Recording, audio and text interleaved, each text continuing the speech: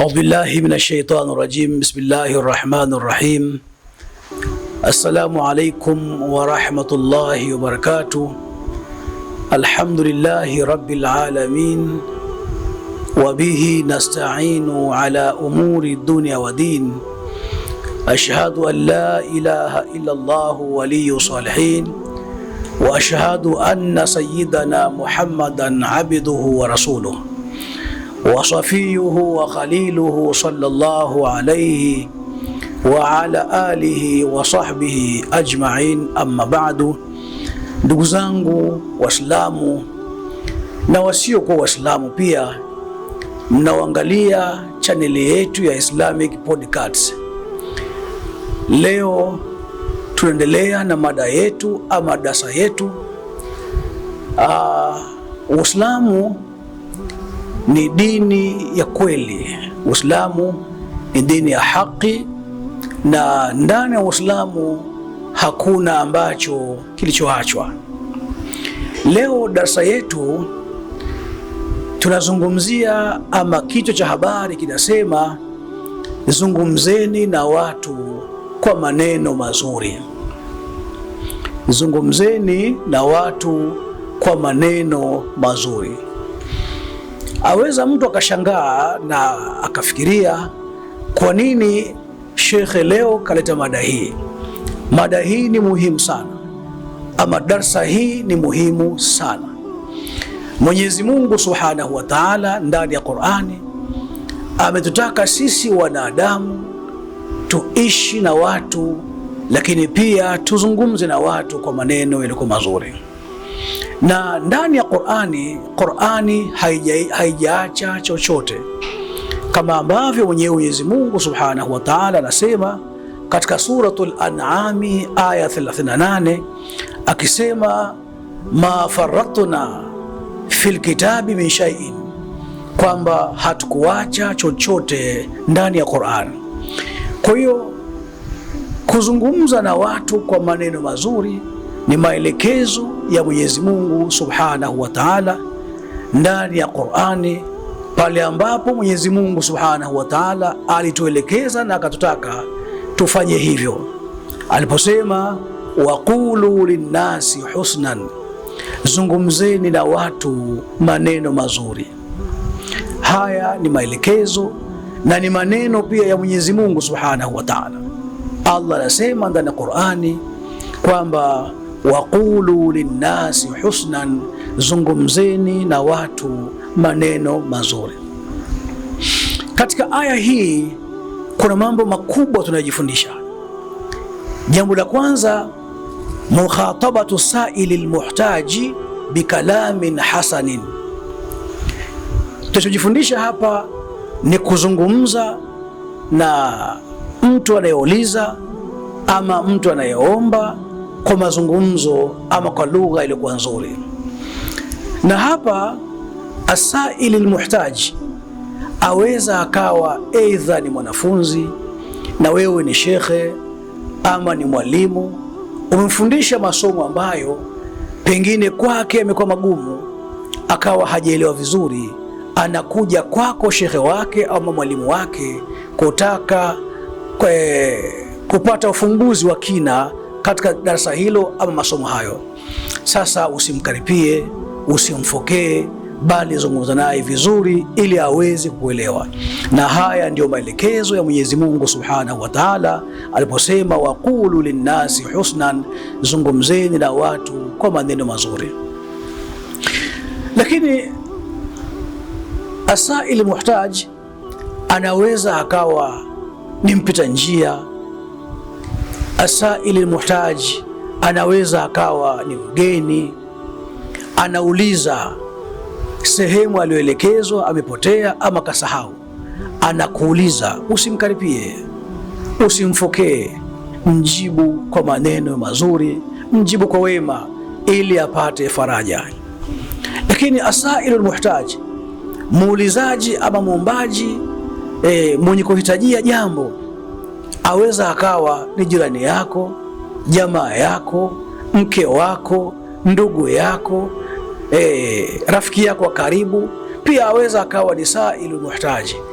lakini usimkemee. Mungu anasema waqulu linnasi husnan, zungumzeni na watu kwa maneno mazuri, zungumzeni na watu kwa lugha safi, ili usimkwaze mwanadamu mwenzako, usimkwaze Muislamu mwenzako, na hata asiyekuwa Muislamu midhali ana shida na anataka kujua jambo fulani, basi kuwa tayari kumjibu na kumwelekeza ili aweze kupata ufafanuzi katika jambo ambalo limemtatiza.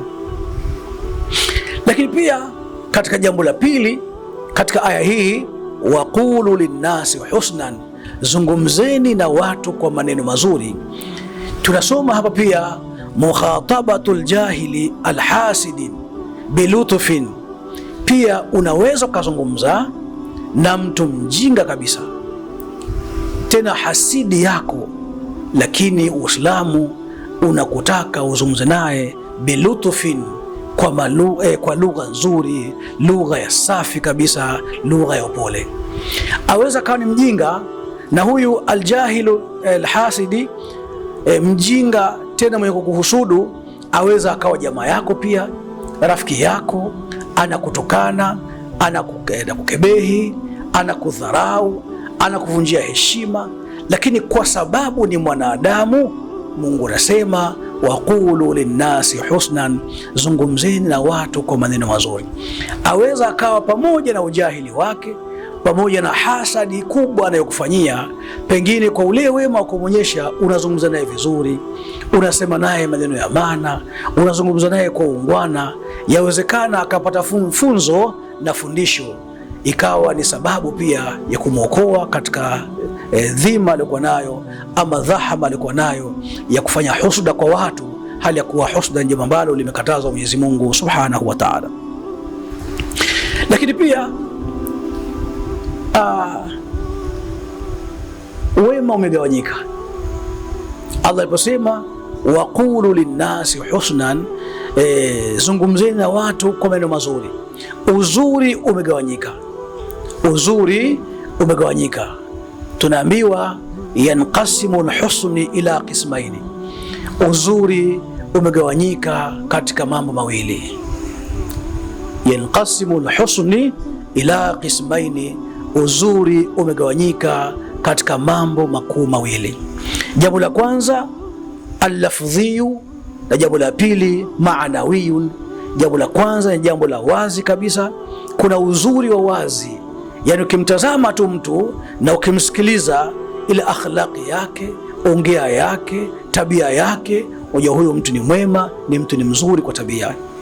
Lakini pia kuna husnul maanawi, kuna uzuri wa kimaana. Ama husnul lafdhiyu, uzuri wa wazi, uzuri wa wazi fi hayatihi, ni ule muweko wake, namna gani mtu alivyokaa. Bi an yakuna alkalamu bi sauti layin, ni ule ambao anapozungumza mtu, akazungumza na watu ama akazungumza na mtu, basi yale mazungumzo yake yanakuwa ni mazungumzo ambayo anatumia sauti nzuri, sauti laini, hamfokei mtu, maneno yake na sauti zake pia hazimkeri mtu. Lakini wa husnul maanawi, ama uzuri wa kimaana, ay yakuna alkalama khairan, ni kuwa yale maneno ambayo unazungumza yawe ni maneno ya kheri. Usizungumze na watu maneno ya shari, ukawatukana watu, ukawavunjia heshima watu, ukaona wewe ndio wewe, hakuna kukufikia wala hakuna kukuzidi, unajua kila kitu katika dunia hii ya Mwenyezi Mungu Subhanahu wa Ta'ala. Haya ni makosa makubwa sana.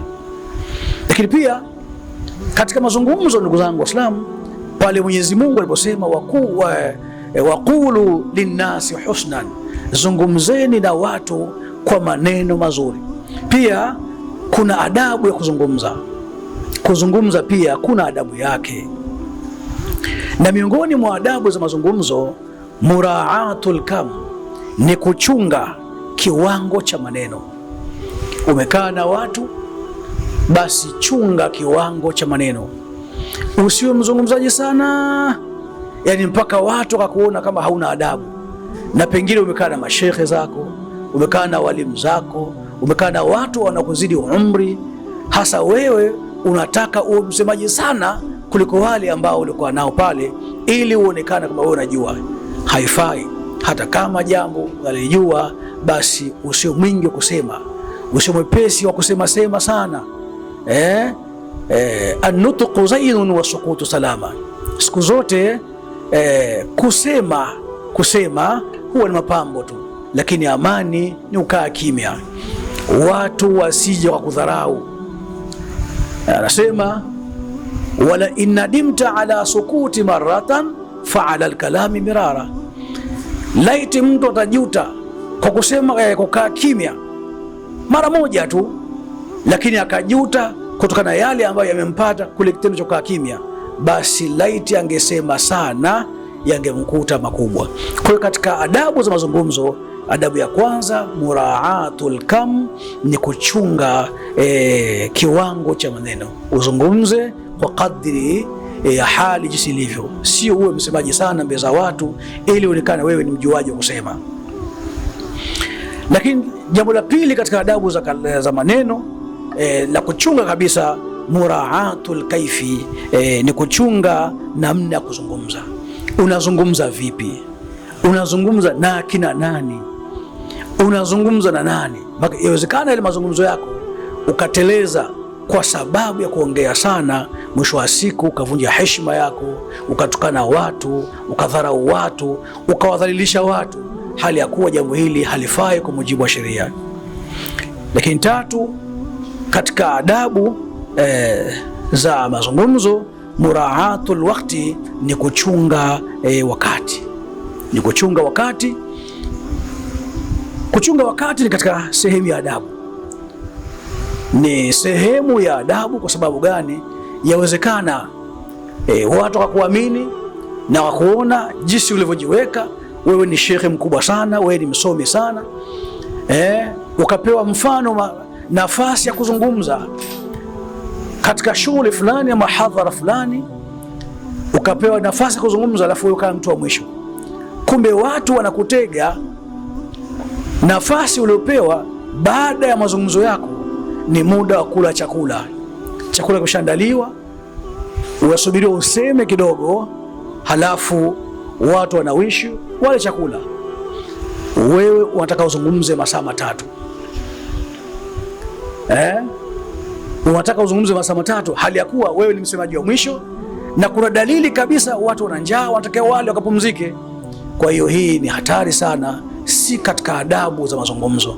Miongoni mwa adabu za mazungumzo ama adabu za kusema, muraatul waqti, ni kuchunga muda kuzungumza. Si lazima useme sana, sema kidogo, dakika 5 10, walau yakunje yale maneno yako, ili watu wapate faida katika zile dakika 10 au 5 ambazo unazitumia. Watu wapate faida nazo, na wapate faida na wewe kwa kujua kwamba wewe ni mtaalamu, na watu walikuamini wewe ni mtaalamu. Tumia ule utaalamu wako kusema yale ya kitaalamu. Lakini ukisema dakika 45 hali ya kuwa umeambiwa dakika 10, ukasema sana nusu hali ya kuwa umeambiwa dakika 10, basi unavunja heshima na hadhi na unakosa ile adabu ya mazungumzo. Lakini jambo la 4 katika adabu za maneno, muraatu sauti, ni kuchunga sauti. Katika adabu za mazungumzo ni kuchunga sauti. Unaposema mbele za watu au unaposema na mtu, basi kumbuka na ufahamu unazungumza na nani. Usizungumze kama ambavyo unazungumza na mwanao au na mtoto wako au na mfanyakazi wako, watu wakahisi badala ya kuambia kumbe unawafokea. Hii ni adabu ya 4 katika adabu za mazungumzo. Muraatu sauti ni kuchunga sauti. Na utaona namna gani Uislamu Mungu aliposema ma faratna fil kitabi min shay'in, hatukuacha chochote ndani ya Qur'an. Ndio maana Mungu akasema waqulu linnasi husnan, zungumzeni na watu kwa maneno yalikuwa mazuri, zungumzeni na watu vizuri, ili mjenge heshima yenu, hadhi yenu, msivunje heshima zenu na utu wenu, ili mpate saada mbele ya Allah subhanahu wa ta'ala. Inshallah nukta yetu ya leo tuko tutazungumza kwamba namna ya kuzungumza vizuri na wenzetu, ama namna ya kuzungumza vizuri na watu. Inshallah Mwenyezi Mungu subhanahu wa ta'ala tunamuomba atujalie kuiona haki kwamba hii ni haki tuifuate, lakini pia Mwenyezi Mungu Subhanahu wa Ta'ala atujalie kuona batili kwamba hii ni batili, atupe uwezo